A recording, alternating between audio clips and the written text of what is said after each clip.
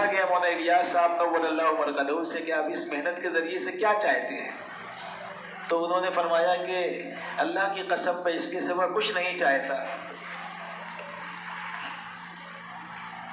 کہ جمی ما جاء بہ النبی، یہ جملہ ہے، جمی ما جاء بہ النبی صلی اللہ علیہ وسلم، یعنی جو کچھ اللہ کے نبی اللہ کی طرف سے لے کر آئے، احکامات، سنت، شریعت، دین، وہ 100% امت میں زندہ ہو جائے۔ یہ ہے ہماری محنت کی غرض۔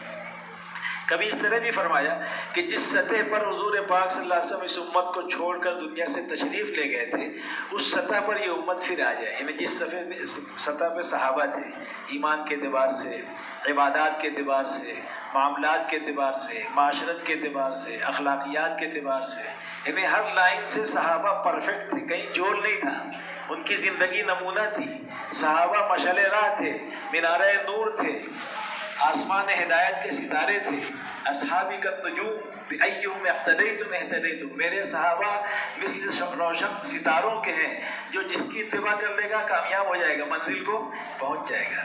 یعنی اللہ تعالیٰ نے ان کی زندگیوں کو پسند کر لیا، اللہ ان سے راضی ہوئی اور وہ اللہ سے راضی ہوئی۔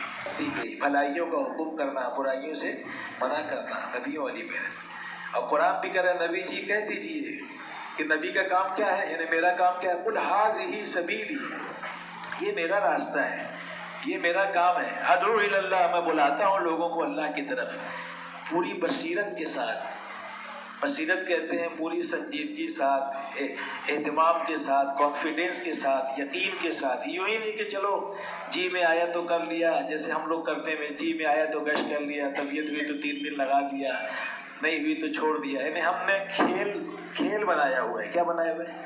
حالانکہ ایک کام ہے، یہ کام ہے، کھیل نہیں ہے، تماشا نہیں ہے، ایک کام ہے، یہ اور نبیوں والا کام ہے۔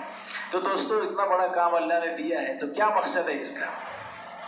یہ اپنے سامنے ہونا چاہیے کام کرنے والوں کے۔ اگر کام کرنے والوں کے سامنے اس کا مقصد ہوگا تو انشاءاللہ کام میں پختگی آئے گی، کام میں استقامت ملے گی۔ تو آپ نے سنا ہوگا کہ اس کام کی منزل جو ہے وہ یہ ہے کہ ہر فرد امت میں، مرد ہو یا عورتیں، شہری ہو یا دیہاتی، ایم پی کے ہو یا یو پی کے، انڈیا کے ہو یا کسی اور ملک کے، ایشیا کے ہو یا یورپ کے، ہے نا، سارے ہی ایمان والوں کی زندگی میں خصوصاً اور عموماً سارے انسانوں کی زندگی میں دین آ جائے، یہ ہے اس کام کی غرض۔ بولو یہی ہے نا، یہ کچھ اور ہے۔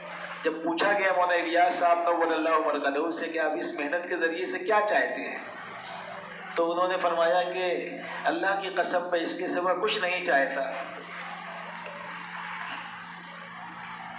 کہ جمی ما جاء بہ النبی، یہ جملہ ہے، جمی ما جاء بہ النبی صلی اللہ علیہ وسلم، یعنی جو کچھ اللہ کے نبی اللہ کی طرف سے لے کر آئے، احکامات، سنت، شریعت، دین، وہ 100% امت میں زندہ ہو جائے۔ یہ ہے ہماری محنت کی غرض۔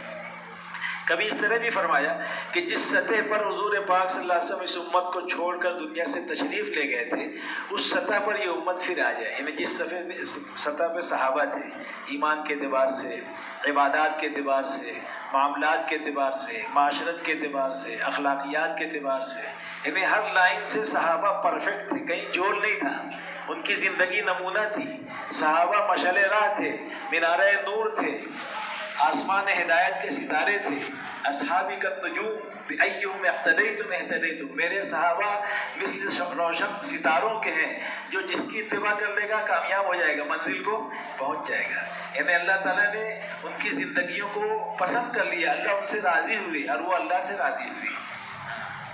تو اپنی ساری محنت سیرت کی روشنی میں ہے۔ کس کی روشنی میں؟ سیرت۔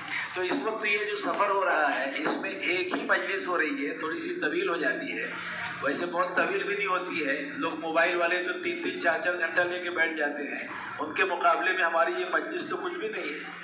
موبائل جو لے کے بیٹھتے ہیں ان سے پوچھو کتنے گھنٹے بیٹھتے ہو گے؟ ہمارے یہاں تو عشاء وصلے کے بعد بیٹھتے 11 بجے رات سے تو 4 بجے تک بیٹھے رہتے ہیں۔ کتنے بجے تک؟